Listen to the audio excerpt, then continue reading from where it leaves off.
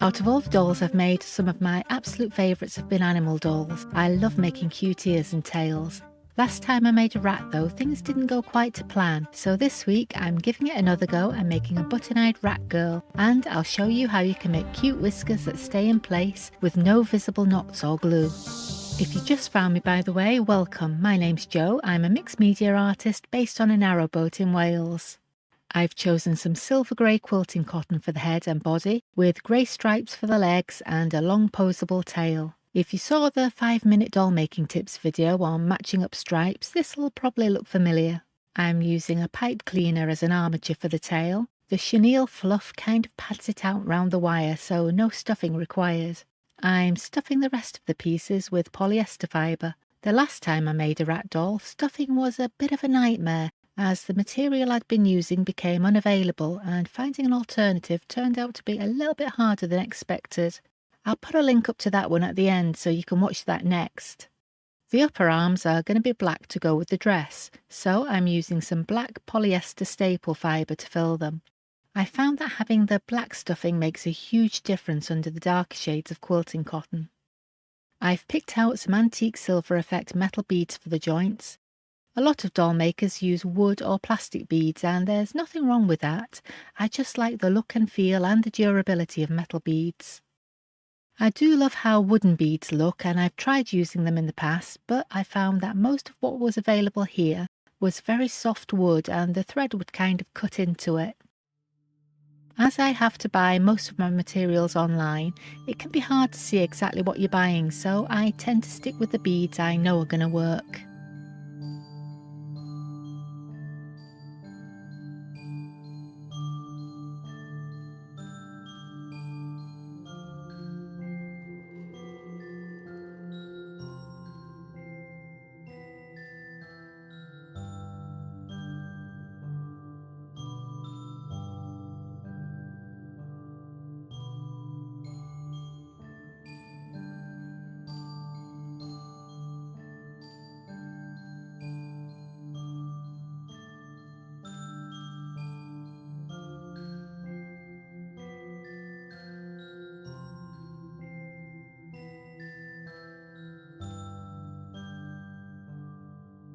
The neck is going to be a button joint, so it'll be supported between a button on the back of the torso and another one on top of the head. I'm using Gutterman top stitch thread for the jointing. You do need quite strong thread for this, as it needs to be pulled quite tight.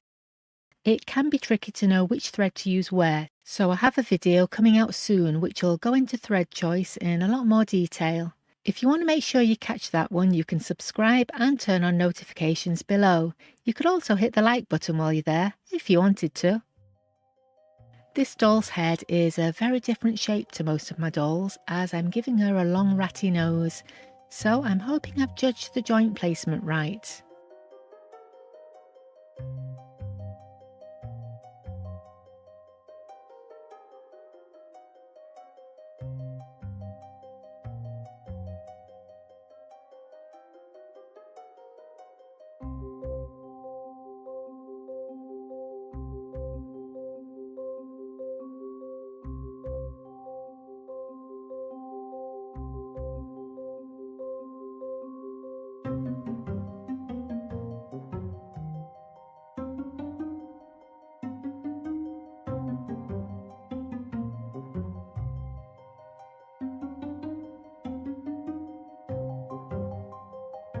That looks pretty good. I'll come back to this bit later. First I want to paint some boots. This is just standard artist's acrylic paint. There's no need to buy lots of different pots of fabric paint. If you get a few basic colours in acrylic, you can mix pretty much any shade you want. If you need it to be flexible or washable, you can add fabric medium. But for rigid pieces like these, I find acrylic works fine on its own. I've attached the tail and the legs to the body. I'm going to have to figure out how to position the clothing around that tail without it looking bulky and awkward. I was going to add the bootlaces next, but when I came to mark out the holes, I was having difficulty seeing them clearly against the black paint. I had an idea that maybe I could mark where I put the holes with a tiny dab of white paint, but then this happened and I really like the white eyelet effect. So I put a coat of satin polyurethane varnish over it so it doesn't chip off. As always, links to some of the materials I use like paints and varnish will be in the description. That's now touch dry, but I want to wait for it to fully cure before I start threading laces through it. So in the meantime, I'm going to start working on the clothing. I've made her some lace underwear. I figured I could somehow position this round the tail and gather them up around the waist. It's a bit fiddly, but I think I can make it work. So I've stitched the underwear in place. As you can see on the left, I've also made a bodice. I could have stitched the polka dot ribbon to the front, but sometimes you get a much neater finish by gluing it. So I fixed it in place with a bit of acid-free tacky glue and left it to dry while I lace up the boots. I'm using wax linen thread for this bit. It's a bit stiffer than the top stitch thread, so you can get a nice crisp finish, which I think works well for laces. I'll also be using this later to create some whiskers.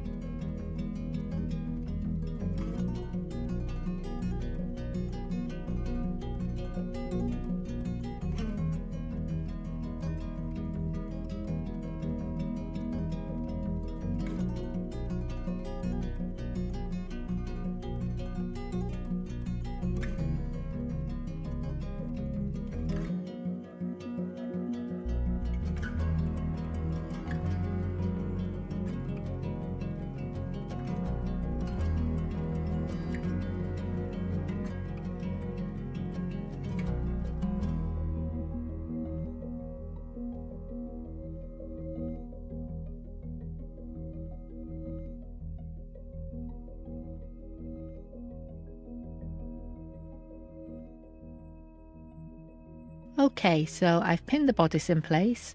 I'm going to ladder stitch it down the back, so it's permanently fixed to the doll. The hem sits slightly lower than the tail, so I've had to fold the seam back a bit, then I'll stitch around it.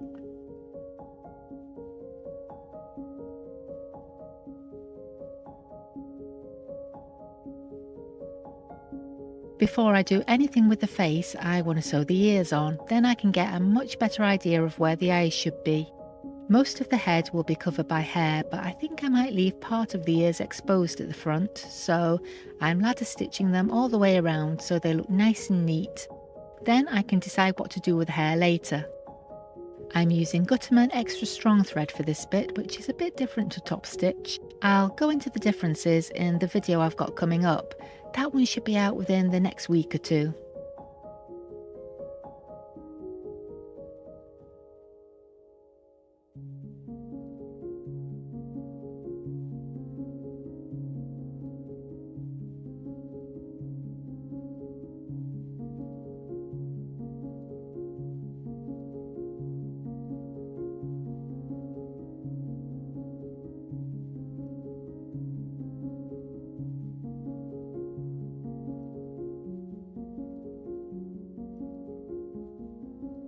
As usual, I'm shading the area where the button eyes will go with a soft coloured pencil. These are Derwent Chroma Flow, which will give a nice dark shadow and blend easily without being too smudgy. I'm positioning the eyes quite low on the face to give her that cute, sad look. People always look at me a bit funny when I say rats are cute. I mean, occasionally I have to chase them off when they try and jump aboard, but I still find them cute, funny, and incredibly intelligent. I work the shading into the fabric and even it out with a blending pencil. Then I'll give it a couple of coats of fixative spray to stop it wearing off over time.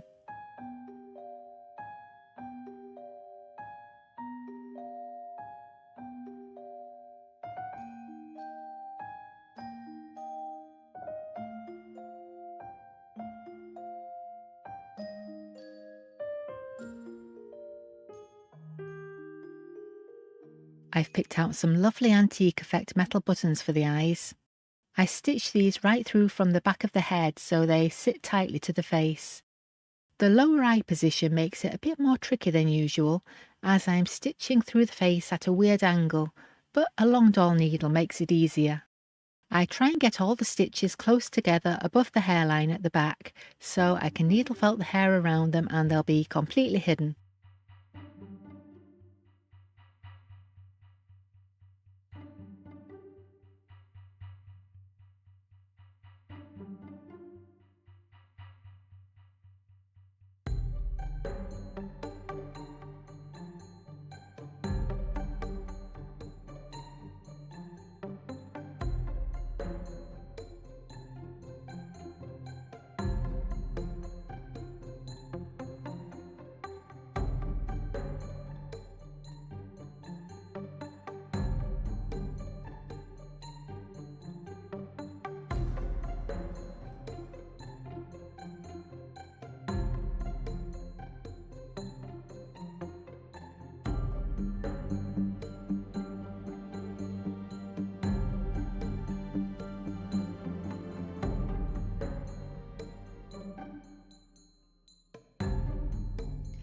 I'm starting to feel her personality take shape now.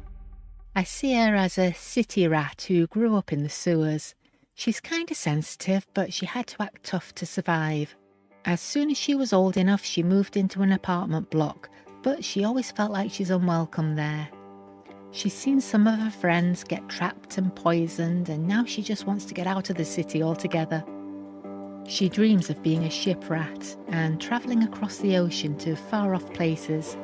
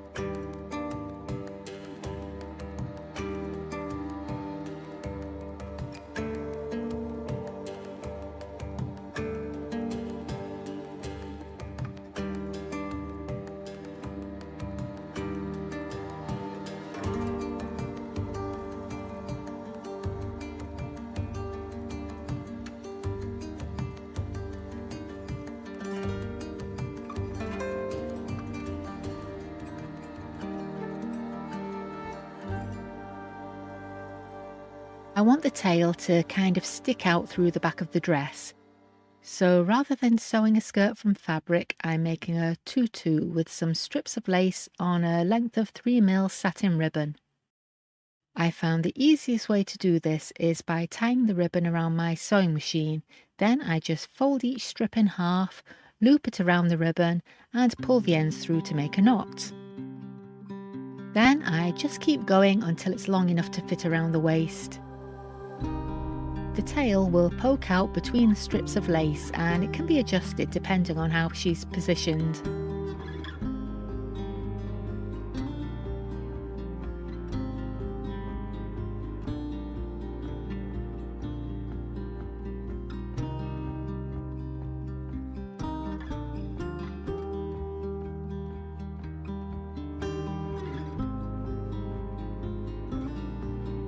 I could leave this as a removable skirt, but I want it to stay put, so I'm going to stitch it in place.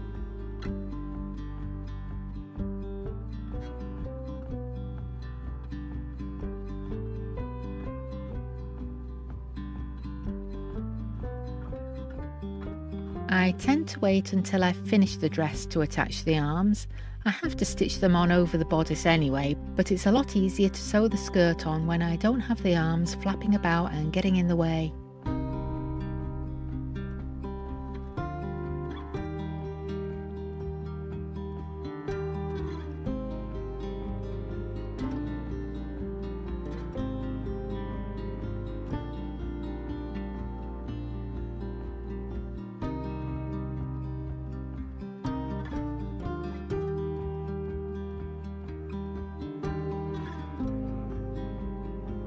I'll fasten those off under the back of the dress, then it's onto the whiskers. I want to get these right first time so I don't end up with any messy holes in the face. So I'm using a couple of pins to mark out where I want the whiskers to go. Once I'm happy with the position, I pass some linen thread through from the front of one side of the nose and bring it out on the back of the head. I like this method of attaching whiskers as they can't be accidentally pulled out and you don't have any visible knots or glue on the face.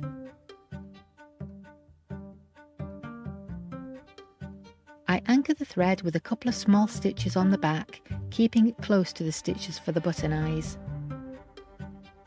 Then pass it through to the other side of the nose.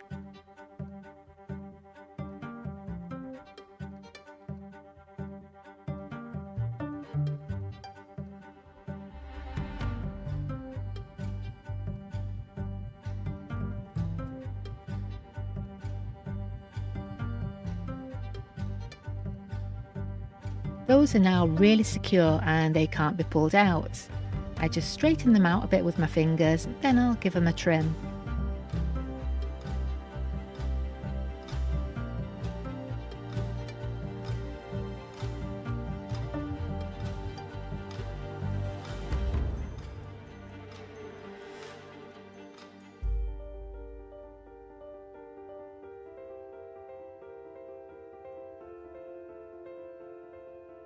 I want to go for a bushy, kind of punky look for the hair, so I decided on some super chunky acrylic yarn in a couple of purpley lavender shades.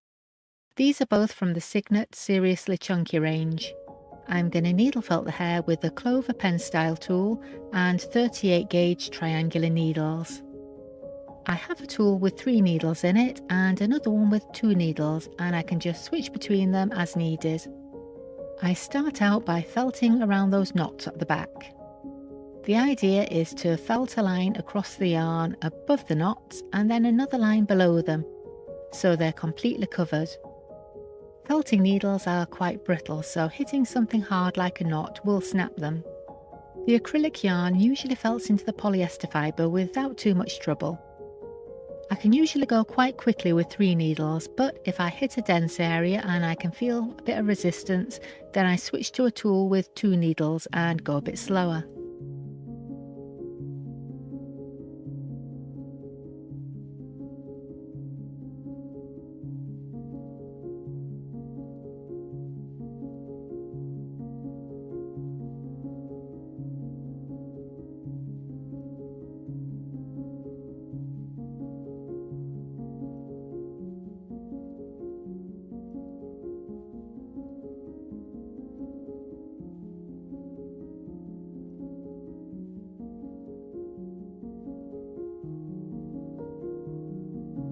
Once I've got the first row in place, I can start unravelling it.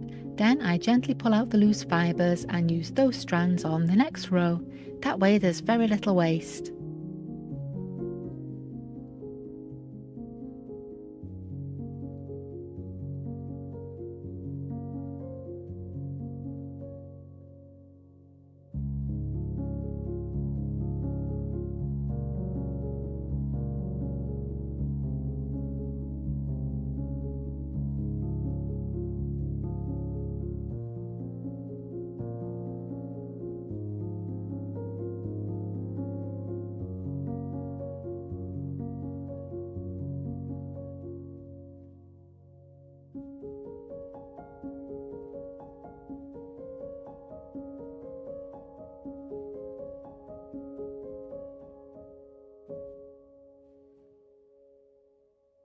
I keep overlapping the strands of hair until I've covered the back of the head.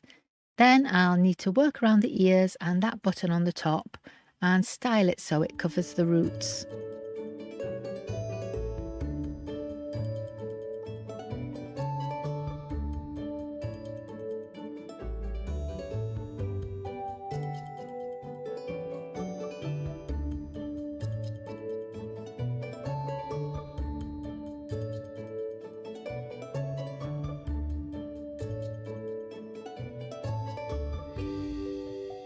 After styling and trimming the hair, I decided she needed just one more thing, an earring.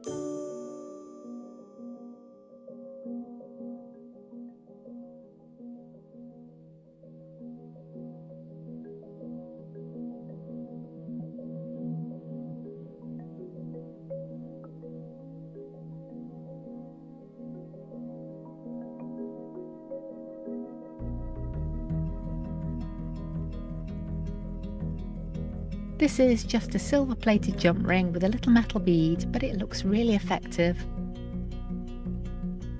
I've named this little one Monica Underfoot.